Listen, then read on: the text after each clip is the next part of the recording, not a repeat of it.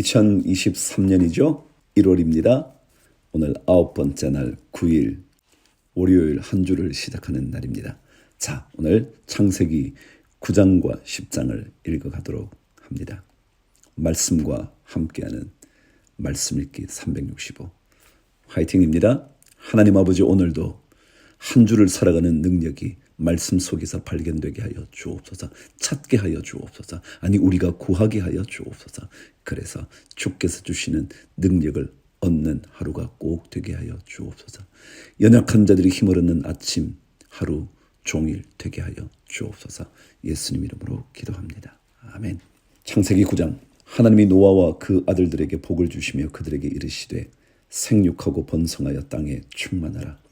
땅의 모든 짐승과 공중의 모든 새와 땅에 기는 모든 것과 바다의 모든 물고기가 너희를 두려워하며 너희를 무서워하리니 이것들은 너희의 손에 붙였음이니라. 모든 산 동물은 너희의 먹을 것이 될지라. 채소같이 내가 이것을 다 너희에게 주노라.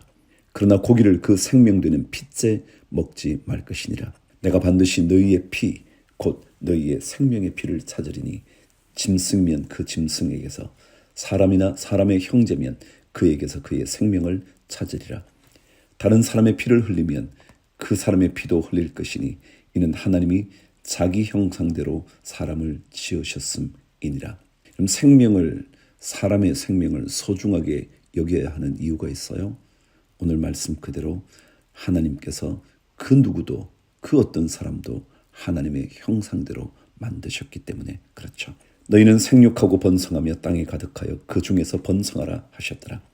하나님이 노아와 그와 함께한 아들들에게 말씀하여 이르시되 내가 내 언약을 너희와 너희 후손과 너희와 함께한 모든 생물 곧 너희와 함께한 새와 가축과 땅의 모든 생물에게 세우리니 방주에서 나온 모든 것 곧 땅의 모든 짐승에게니라.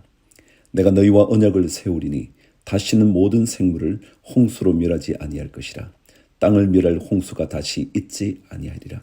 하나님이 이르시되 내가 나와 너희와 및 너희와 함께하는 모든 생물 사이에 대대로 영원히 세우는 언약의 증거는 이것이니라. 내가 내 무지개를 구름 속에 두었나니 이것이 나와 세상 사이의 언약의 증거니라. 내가 구름으로 땅을 덮을 때에 무지개가 구름 속에 나타나면 내가 나와 너희와 및 육체를 가진 모든 생물 사이의 내 언약을 기억하리니 다시는 물이 모든 육체를 멸하는 홍수가 되지 아니할지라. 무지개가 구름 사이에 있으리니 내가 보고 나 하나님과 모든 육체를 가진 땅의 모든 생물 사이에 영원한 언약을 기억하리라. 하나님이 노아에게 또 이르시되 내가 나와 땅에 있는 모든 생물 사이에 세운 언약의 증거가 이것이라 하셨더라. 그래서 우리는 지금도 무지개를 보면 하나님의 이 언약을 생각하죠. 하나님의 구원의 약속 말이죠. 18절. 방주에서 나온 노아의 아들들은 셈과 함과 야벳이며 함은 가나안의 아버지라. 노아의 이 세 아들로부터 사람들이 온 땅에 퍼지니라. 노아가 농사를 시작하여 포도나무를 심었더니 포도주를 마시고 취하여 그 장막 안에서 벌거벗은지라. 가나안의 아버지 함이 그의 아버지의 하체를 보고 밖으로 나가서 그의 두 형제에게 알림해 셈과 야벳이 옷을 가져다가 자기들의 어깨에 메고 뒷걸음쳐 들어가서 그들의 아버지의 하체를 덮었으며 그들이 얼굴을 돌이키고 그들의 아버지의 하체를 보지 아니하였더라.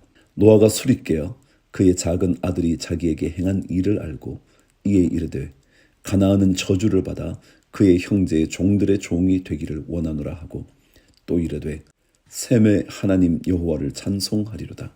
가나안은 셈의 종이 되고 하나님이 야벳을 창대하게 하사 셈의 장막에 거하게 하시고 가나안은 그의 종이 되게 하시기를 원하노라 하였더라.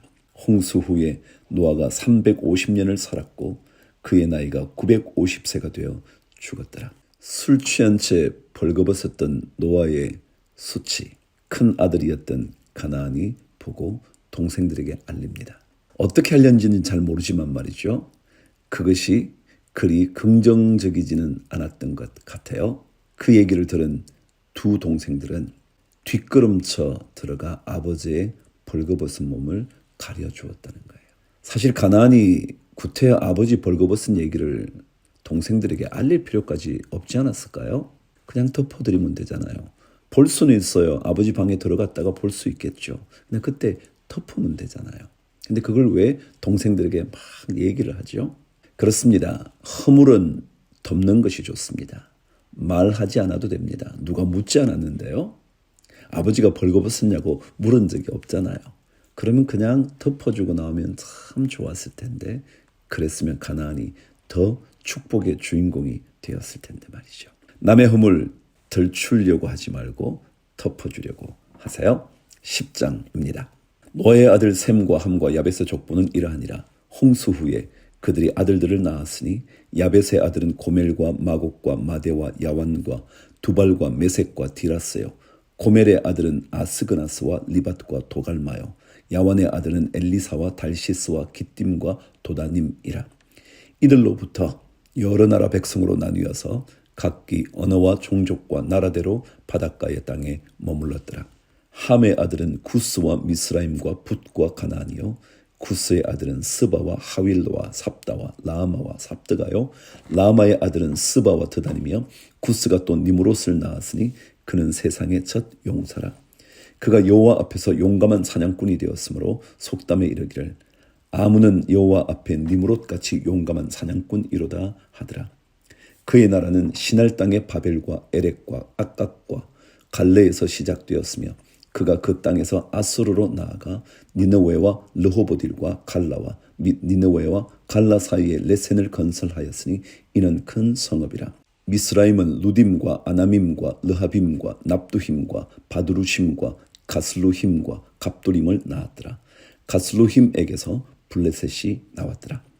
가나안은 장자 시돈과 헷을 낳고 또 여부스 족속과 아모리 족속과 기르가스 족속과 히위 족속과 알구아 족속과 신 족속과 아르왓 족속과 스말 족속과 하맛 족속을 낳았더니 이후로 가나안 자손의 족속이 흩어져 나아갔더라. 가나안의 경계는 시돈에서부터 그라를 지나 가사까지와 소돔과 고모라와 아드마와 스보임을 지나 라사까지였더라. 이들은 함의 자손이라. 각기 족속과 언어와 지방과 나라대로였더라. 셈은 에벨 온 자손의 조상이요 야벳의 형이라. 그에게도 자녀가 출생하였으니 셈의 아들은 엘람과 아스루와 아르박삭과 룩과 아람이요 아람의 아들은 우스와 훌과 게델과 마스며 아르박삭은 셀라를 낳고 셀라는 에벨을 낳았으며 에벨은 두 아들을 낳고 하나의 이름을 벨렉이라 하였으니 그때에 세상이 나뉘었으며 벨렉의 아우의 이름은 욕단이며 욕단은 알모닷과 셀렙과 하살마웻과 예라와 하도람과 우살과 디글라와 오발과 아비마엘과 스바와 오빌과 하윌라와 요밥을 낳았으니 이들은 다 욕단의 아들이며 그들이 거주하는 곳은 메사에서부터 스발로 가는 길의 동쪽 산이었더라. 이들은 셈의 자손이니 그 족속과 언어와 지방과 나라대로였더라. 이들은 그 백성들의 족보에 따르면 노아 자손의 족속들이요 홍수 후에 이들에게서 그 땅의 백성들이 나뉘었더라. 아멘. 마태복음 9장. 예수께서 배에 오르사 건너가 본 동네에 이르시니 침상에 누운 중풍병자를 사람들이 데리고 오거늘 예수께서 그들의 믿음을 보시고 중풍병자에게 이르시되 작은 자야 안심하라 내 죄사함을 받았느니라. 어떤 서기관들이 속으로 이르되 이 사람이 신성을 모독하도다. 예수께서 그 생각을 아시고 이르시되 너희가 어찌하여 마음에 악한 생각을 하느냐. 내 죄 사함을 받았느니라 하는 말과 일어나 걸어가라 하는 말 중에 어느 것이 쉽겠느냐. 그러나 인자가 세상에서 죄를 사는 권능이 있는 줄을 너희로 알게 하려 하노라 하시고 중풍병자에게 말씀하시되 일어나 내 침상을 가지고 집으로 가라 하니 그가 일어나 집으로 돌아가거늘 무리가 보고 두려워하며 이런 권능을 사람에게 주신 하나님께 영광을 돌리니라. 여러분 오늘 예수님이 본 동네에 가셨죠. 본 동네는 어디냐면 가버나움이에요. 거기서 중풍병자 고치시는 기적을 행하시면서 던진 질문이 있었어요. 죄사함을 받았다는 말 하는 것과 걸어가라 하는 말 하는 것 중에 어느 것이 더 쉽겠냐고요. 여러분 어느 것이 더 쉬울 것 같으세요? 저 같으면 이렇게 말할 거예요. 너 죄사함을 받았다 라는 말이 훨씬 쉬울 거라고 생각해요. 왜요? 그거는 표가 안 나잖아요. 죄를 사함 받았는지 안 받았는지 이건 말로 하는 거니까요. 그래서 사실은 더 어려운 일은 내 침상을 들고 걸어가라. 집으로 가라 라고 말하는 것이 훨씬 더 어려워요. 그래서 이 어려운 일을 사람들에게 보여주면서 주님은 내가 이 중풍병자를 고칠 수 있는 것처럼 죄까지도 용서할 수 있다라고 말씀하시는 거예요. 진짜 그렇지 않을까요? 말로 표가 안 나는 것은 뭐든지 할 수 있잖아요. 그러나 말을 해서 표가 난다면 그건 어려운 일이죠. 그래서 사람들이 권능을 보고 하나님께 영광을 돌리죠. 사람들이 생각할 수 없는 일들을 벌였으니까요. 그런데 여러분 사실은요. 예수님 아니고는 아무도 죄를 사할 수 없잖아요. 그러니까 어떻게 보면 죄 사함 받았다 말하는 게 훨씬 더 어려운 일이죠.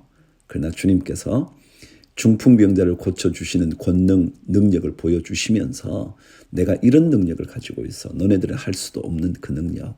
그것을 내가 행했으니 죄사함, 죄용서 나를 통해서 받을 수 있어. 그 얘기 하신 거예요. 자, 9절 시작합니다. 예수께서 그곳을 떠나 지나가시다가 마태라 하는 사람이 세관에 앉아 있는 것을 보시고 이르시되 나를 따르라 하시니 일어나 따르니라. 예수께서 마태의 집에서 앉아 음식을 잡수실 때에 많은 세리와 죄인들이 와서 예수와 그의 제자들과 함께 앉았더니 바리새인들이 보고 그의 제자들에게 이르되 어찌하여 너희 선생은 세리와 죄인들과 함께 잡수시느냐. 예수께서 들으시고 이르시되 건강한 자에게는 의사가 쓸데없고 병든 자에게라야 쓸데있느니라. 너희는 가서 내가 긍휼을 원하고 제사를 원하지 아니하노라 하신 뜻이 무엇인지 배우라. 나는 의인을 부르러 온 것이 아니요 죄인을 부르러 왔노라. 그래요. 주님은 죄인을 구원하시기 위해서 오셨어요. 여러분과 저 같은 죄인 말이죠. 그때 요한의 제자들이 예수께 나와 이르되 우리와 바리새인들은 금식하는데 어찌하여 당신의 제자들은 금식하지 아니하나이까. 예수께서 그들에게 이르시되 혼인집 손님들이 신랑과 함께 있을 동안에 슬퍼할 수 있느냐. 그러나 신랑을 빼앗길 날이 이르리니 그때는 금식할 것이니라. 생배 조각을 낡은 옷에 붙이는 자가 없나니 이는 기운 것이 그 옷을 당겨 헤어짐이 더하게 됨이요 새 포도주를 낡은 가죽 부대에 넣지 아니하나니 그렇게 하면 부대가 터져 포도주도 쏟아지고 부대도 버리게 됨이라. 새 포도주는 새 부대에 넣어야 둘이 다 보전되느니라. 그래요. 새로운 생배 조각을 헌 옷에다가 기우면 헌 옷은 약하니까 금방 터져지고 말 거예요. 마찬가지로 오래된 포도주는요. 그게 이미 발효가 되면서 많이 부풀어 오르잖아요. 그래서 이 낡은 부대에 새 포도주를 넣으면 점점 더 불어나게 되니까 발효하면서 불어나게 되면 터지잖아요. 그래서 새 포도주를 담았다면 그것이 발효할 것을 생각해서 새로운 부대에 담아야 된다. 그 얘기예요. 무슨 얘기 같으세요? 복음이라는 새로운 포도주는요. 새로운 마음 속에 담아야 돼요. 바리새인들이나 유대인들이 가지고 있었던 율법적인 삶 속에 담는 것이 아니라 복음의 삶 속에 담아야죠. 그래야 그것이 온전해지는 거죠. 예를 들어 이런 거예요. 율법을 가진 사람들이 이렇잖아요. 안식일에 아무것도 하면 안 돼. 그거는 율법이라는 옛날 포도주, 옛날 부대예요.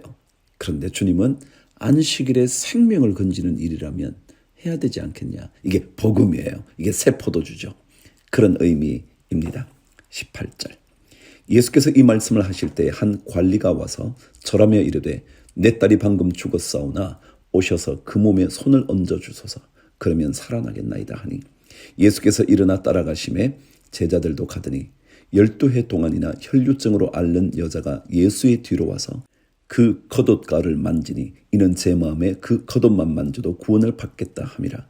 예수께서 돌이켜 그를 보시며 이르시되 딸아 안심하라. 내 믿음이 너를 구원하였다 하시니 여자가 그 즉시 구원을 받으니라. 예수께서 그 관리의 집에 가사 피리 부는 자들과 떠드는 무리를 보시고 이르시되 물러가라. 이 소녀가 죽은 것이 아니라 잔다 하시니 그들이 비웃더라. 무리를 내보낸 후에 예수께서 들어가사 소녀의 손을 잡으심에 일어나는지라. 그 소문이 그 온 땅에 퍼지더라. 아멘. 여러분 절대 주님 말씀을 우습게 생각하지 마세요. 비웃지 마세요. 하나님의 말씀은 능력이거든요. 주님의 말씀은 우리를 살려내는 능력이거든요. 27절. 예수께서 거기에서 떠나가실새 두 맹인이 따라오며 소리질러 이르되 다윗의 자손이여 우리를 불쌍히 여기소서 하더니 예수께서 집에 들어가심에 맹인들이 그에게 나아오거늘 예수께서 이르시되 내가 능히 이 일 할 줄을 믿느냐 대답하되 주여 그러하오이다 하니 이에 예수께서 그들의 눈을 만지시며 이르시되 너희 믿음대로 되라 하시니 그 눈들이 밝아진지라. 예수께서 엄히 경고하시되 삼가 아무에게도 알리지 말라 하셨으나 그들이 나가서 예수의 소문을 그 온 땅에 퍼뜨리니라. 이 소경들처럼요, 정말 주님 믿습니다. 비웃지 말고요, 무슨 말도 안 돼 그러지 마시고요, 믿습니다. 주님께서 능히 이 일 하실 수 있음을 믿습니다. 고백하시는 우리가 되어야 하지 않을까 싶어요. 32절 그들이 나갈 때에 귀신 들려 말 못하는 사람을 예수께 데려오니 귀신이 쫓겨나고 말 못하는 사람이 말하거늘 무리가 놀랍게 여기에 이르되 이스라엘 가운데에서 이런 일을 본 적이 없다 하되 바리새인들은 이르되 그가 귀신의 왕을 의지하여 귀신을 쫓아낸다 하더라.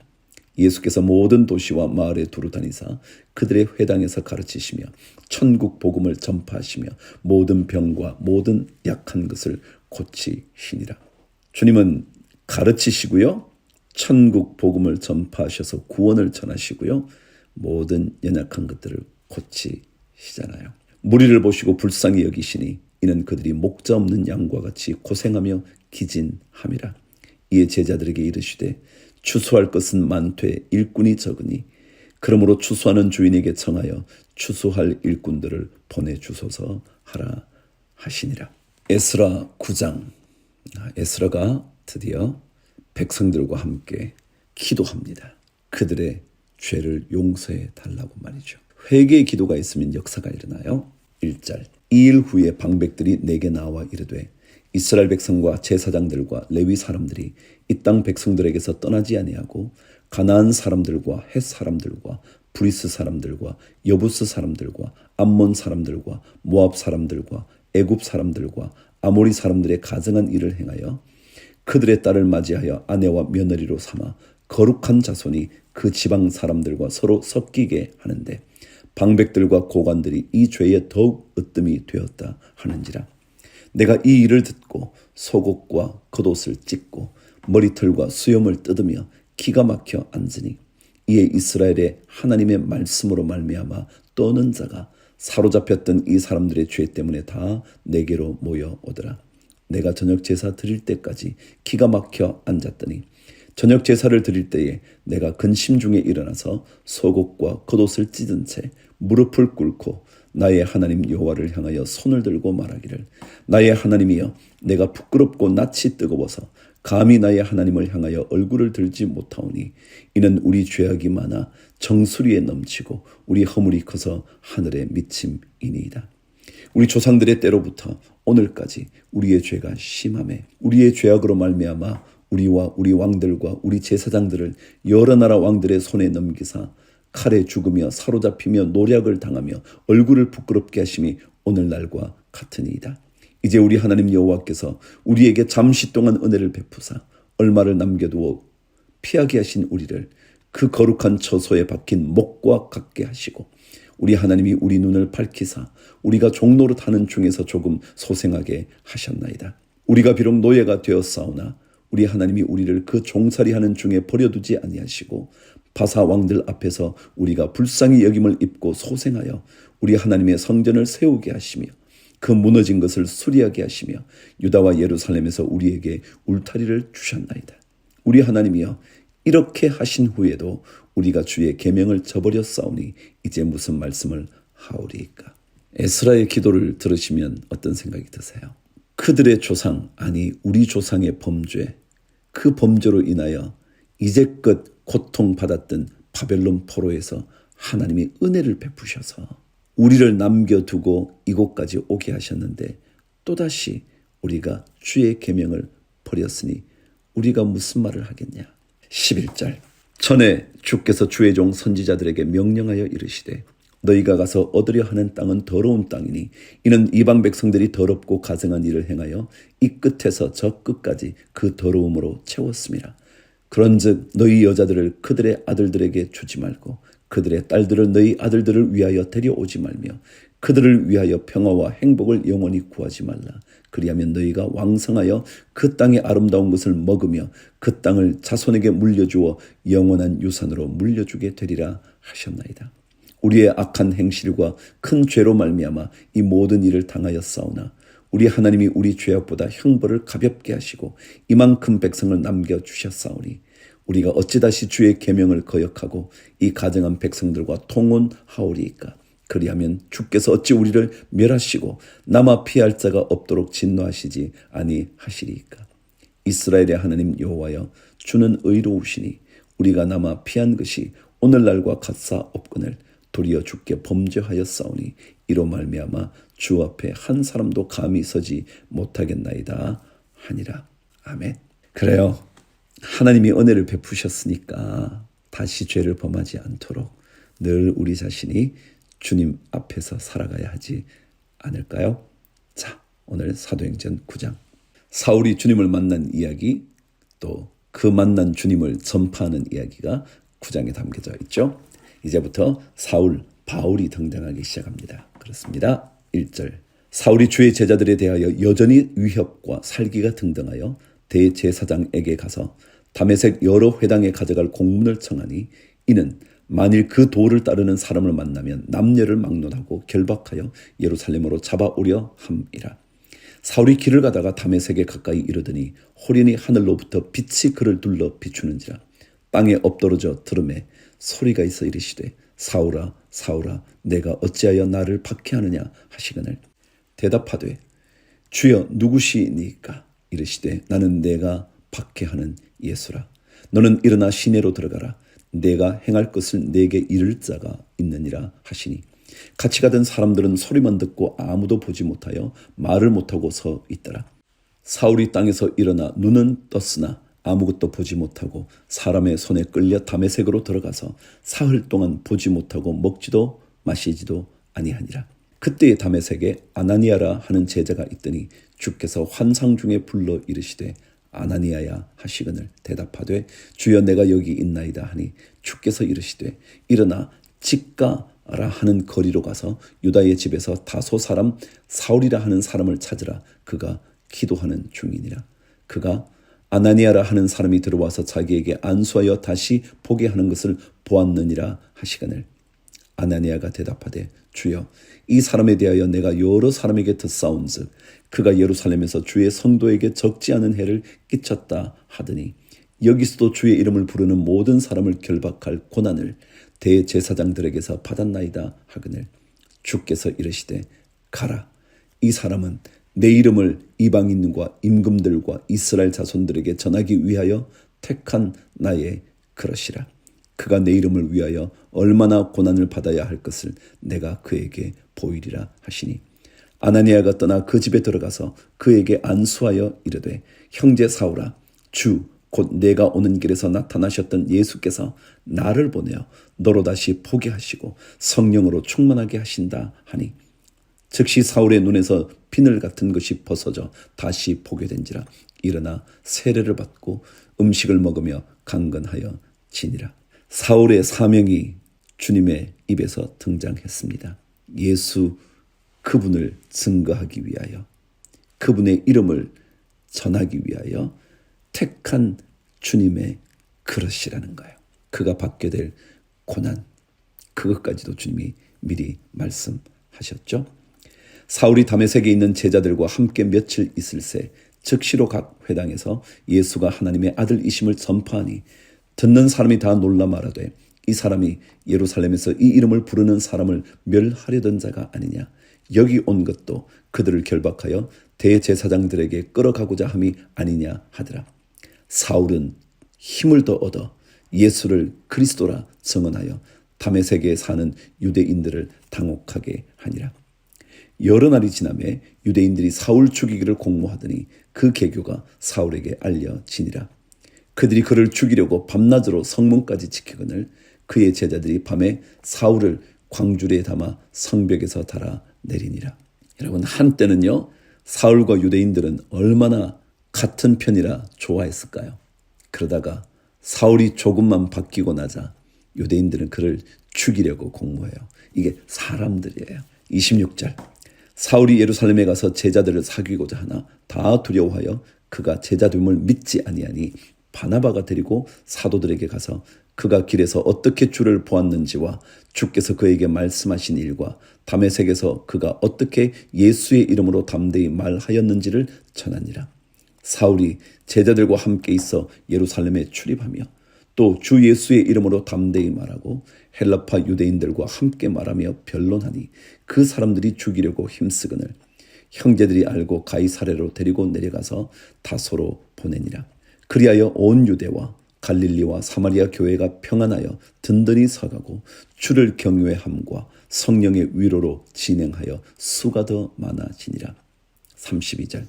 그때 베드로가 사방으로 두루 다니다가 룻다에 사는 성도들에게도 내려갔더니 거기서 에니아라 하는 사람을 만나매 그는 중풍병으로 침상 위에 누운 지 8회라. 베드로가 이르되 에니아야 예수 그리스도께서 너를 낫게 하시니 일어나 내 자리를 정돈하라 한데 곧 일어나니 룻다와 사론에 사는 사람들이 다 그를 보고 주께로 돌아오니라. 욥바에 다비다라 하는 여제자가 있으니 그 이름을 번역하면 도로가라. 선행과 구제하는 일이 심히 많더니 그때에 병들어 죽음에 시체를 씻어 다락에 놓이니라.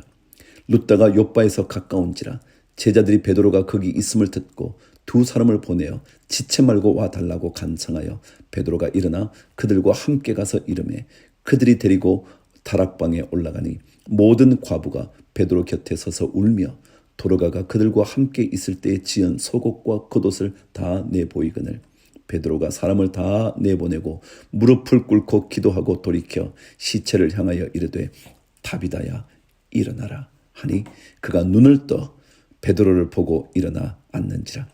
베드로가 손을 내밀어 일으키고 성도들과 과부들을 불러들여 그가 살아난 것을 보이니 온 욥바 사람이 알고 많은 사람이 주를 믿더라.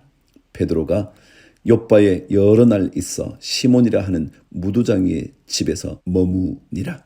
무두장이라는 뜻은요, 무두질이라는 게 원래 짐승 가죽을 이렇게 벗겨가지고 가죽에 붙어있던 지방을 다 긁어내고 가죽을 부드럽게 하는 거. 그게 무두질이거든요. 그래서 무두장이는 가죽을 이렇게 다루는 뭐 요즘으로 말하면 제협업자라 그럴까요?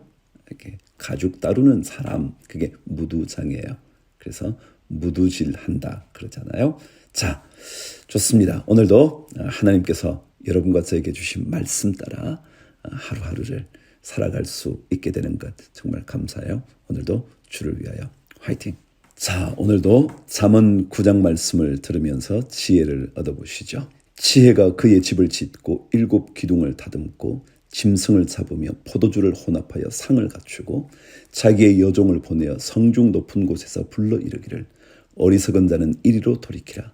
또 지혜 없는 자에게 이르기를 너는 와서 내 식물을 먹으며 내 혼합한 포도주를 마시고 어리석음을 버리고 생명을 얻으라. 명철의 길을 행하라 하느니라.